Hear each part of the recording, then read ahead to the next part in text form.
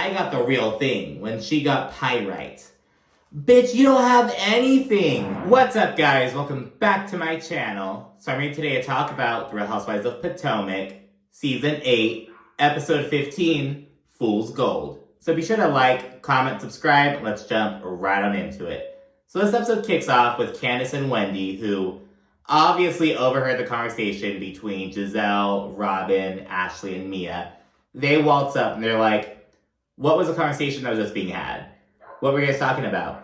And the ladies are kind of like, oh, we'll tell you guys later. It's not, it's whatever. They kind of like play coy about it. But Wendy especially, she's kind of leading the charge on this. Candace is just there. Wendy's like, what were you guys talking about? She like stands firm on that. And Robin's like, okay, so yesterday I saw that you two were making all these faces and rolling your eyes and shit when Giselle was talking about her daughter. And I found it to be really inappropriate.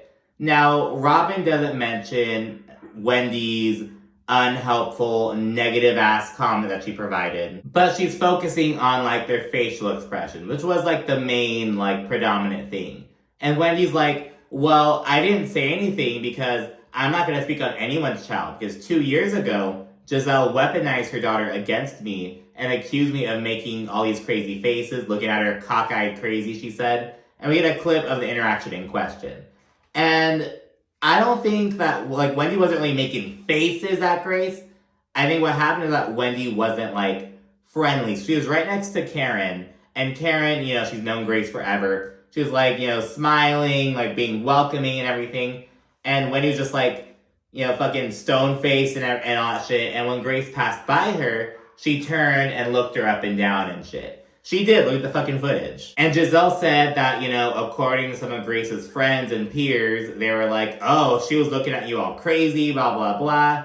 So, according to Wendy, that is why she chose not to say anything. But Robin's like, the issue isn't that you didn't say anything. The issue is the faces that you were making. And once they're back on track with that, and I hate when Wendy does that shit, because, like, you're smarter than that. When she gets in the hot seat, she even throws shit out. Oh, is that when you're doing crack?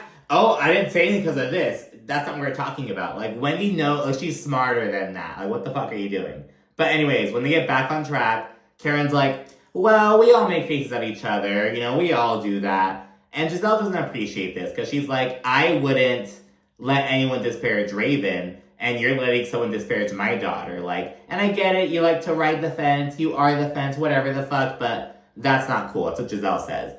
Candace then says, her reaction had nothing to do with Giselle's children. It had everything to do with Giselle. She's like, I wish the children well, but I don't fuck with their mother, basically. And Wendy tells Giselle and Robin, don't do that.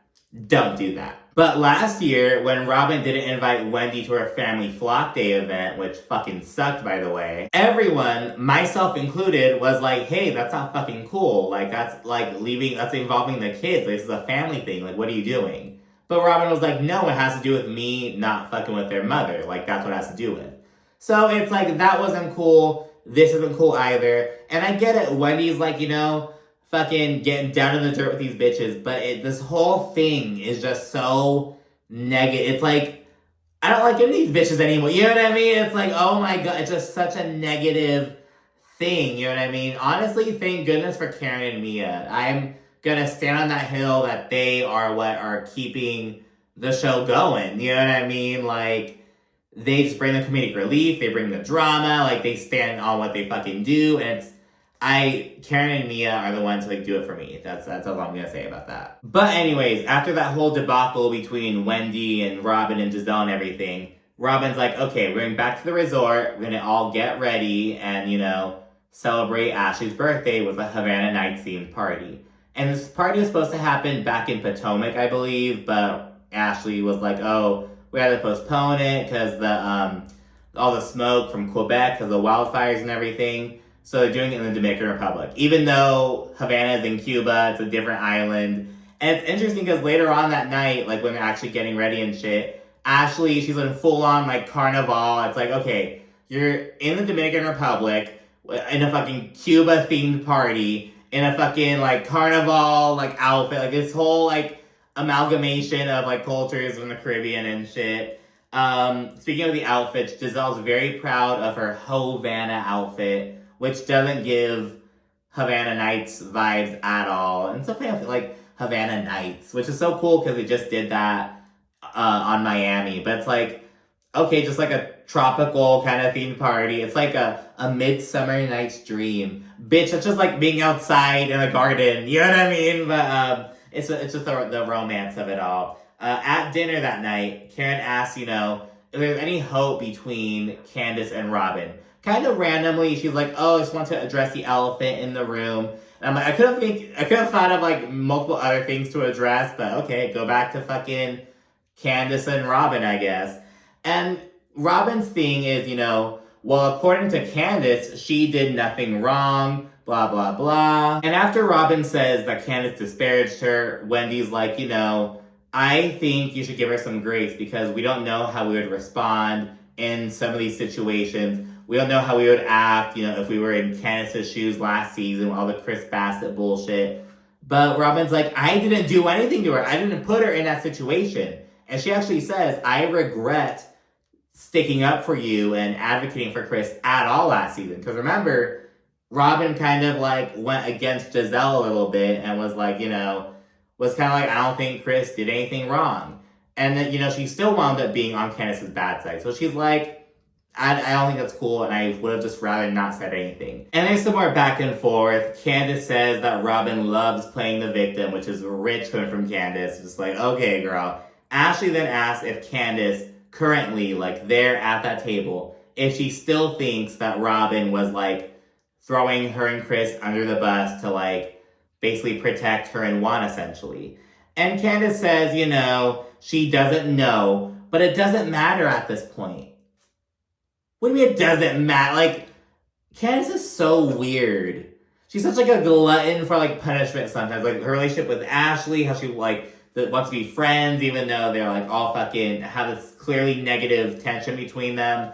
Her thing with Robin, it's like if you are unsure of whether Robin like played a role in your shit or not, why do you want to be friends with her? You know what I mean? If you're gonna stand on, I don't know what to do with it, but I was gonna move past it. Why are you moving past that shit? It's a pretty big fucking deal. Is it not? Like, isn't that why you're upset with Giselle? Like, what is her stance? I don't get it. And Candace says, I'm open to shutting the fuck up and moving on. Wendy's like, exactly. I was like, okay. Then Ashley rings in her 35th, birthday celebration. She blows out her candles. She reflects on all the milestones she's enjoyed on this show. She's been on for 8 years.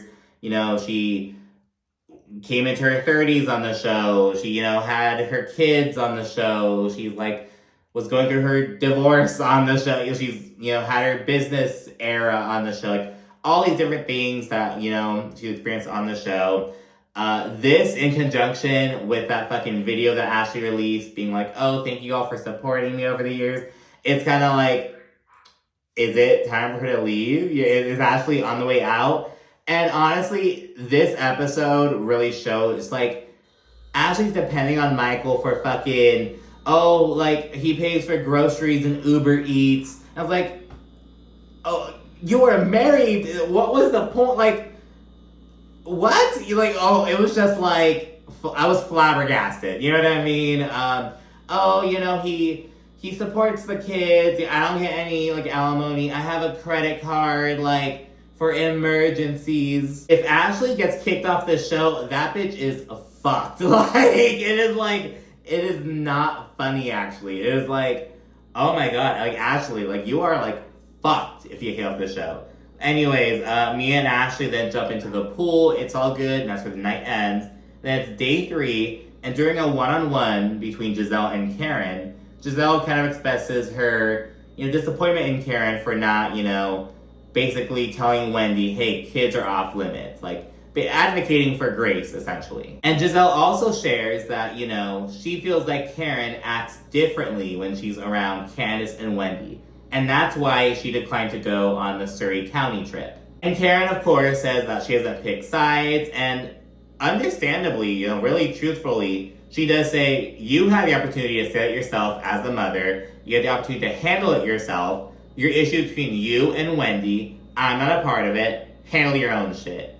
And I get where Karen's coming from. And then, after some white chit chat and whatnot, Karen and Giselle hug it out, the whole frenemy bullshit. The women then head out to see a 16th century church, and they go there for lunch. It's like this really old church that's like, I don't know if it's converted to a restaurant, but they just have a restaurant on site, but they're there to have some lunch. And Kiarna's still not feeling 100%, she's having some migraines. And at the table, Karen shares that her trainer, because she mentioned earlier that she's wanting to get back into, being fit and like focusing on her muscles, and she wants a new trainer, someone who's eye candy and whatnot. She says her new trainer is Vernon Davis, her friend who's also an ex-NFL star.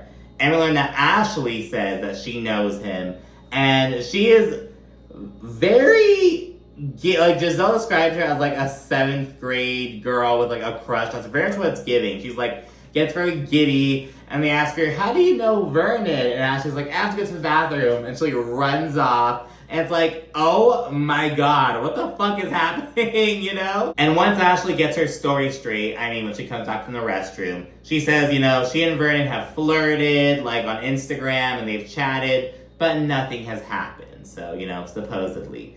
Karen then says that Vernon has a great body, and he's helping her with her inner thighs. And it's like, okay, Karen. And in a confessional, because everyone's kind of like, okay, I think Karen also said something like, oh, he's putting it down. He's helping me like get down with my exercise. He's putting it down. It's like putting it down like means something. You know what I mean? And yeah, in the confessional, Mia throws some fucking shade. I like laughed out fucking loud at this. Karen's getting cardio. Someone is working her out. And it ain't Ray, child. Ray looking like the peanut man. Yeah, sure. Let's go. Then Karen brings up how, according to Giselle, she apparently acts differently when she's around Wendy and Candace.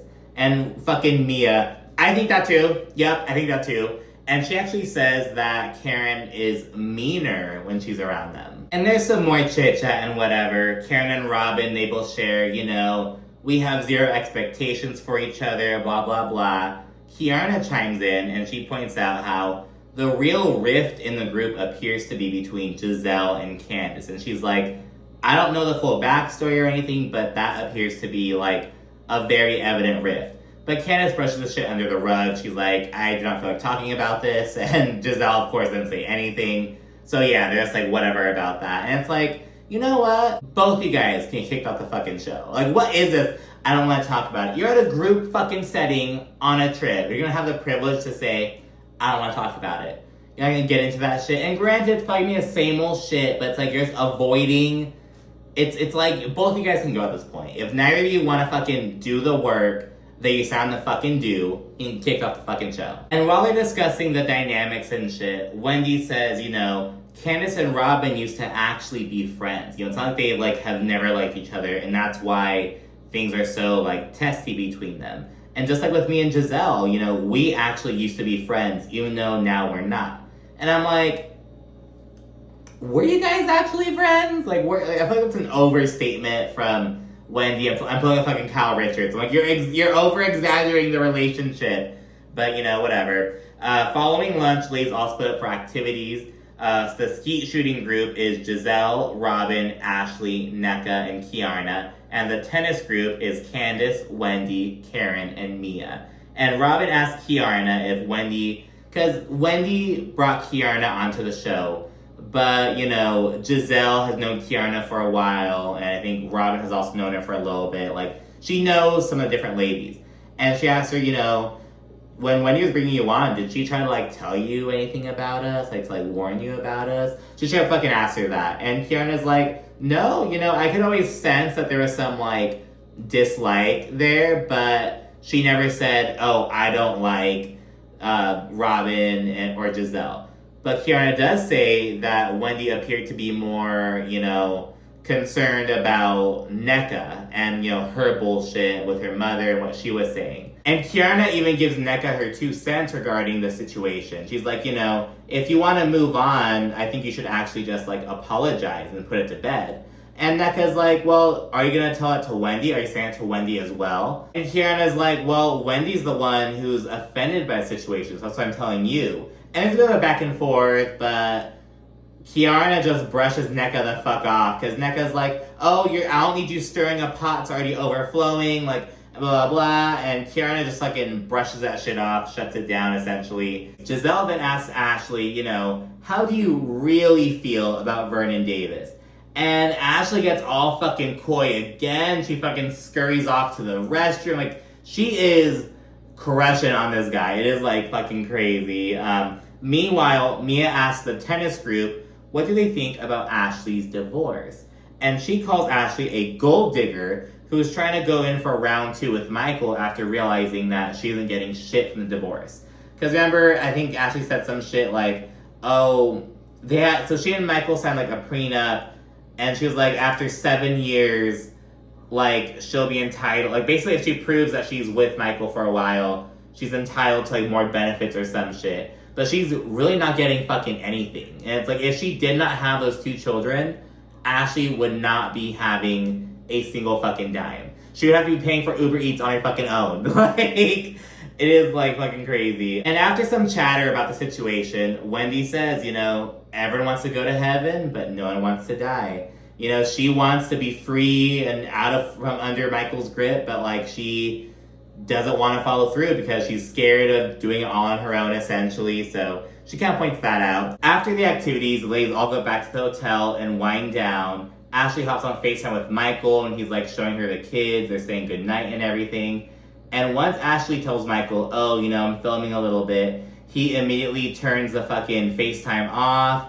She's like, let me see my children. They're not showing you. And he's, like, refusing. We don't hear any audio from him. We don't see him. He's, like, refusing to be on camera at all. And in the confessional, Ashley shares that he actually said, I'm going to sue you if I am shown, like, on TV at all. So he's fucking shutting that shit down, it seems. But anyways, it's then time for the final dinner. They all get ready. Ashley and Giselle record a terrible fucking TikTok. And at dinner, Candace, trying to be a little fucking shit stirrer, she says, oh, when we're at tennis, a conversation about Ashley's divorce came up. And Wendy chimes in, so you know it was a fucking planned thing. She says, yeah, when we're talking about it, Mia shared that she thinks that Ashley's a gold digger.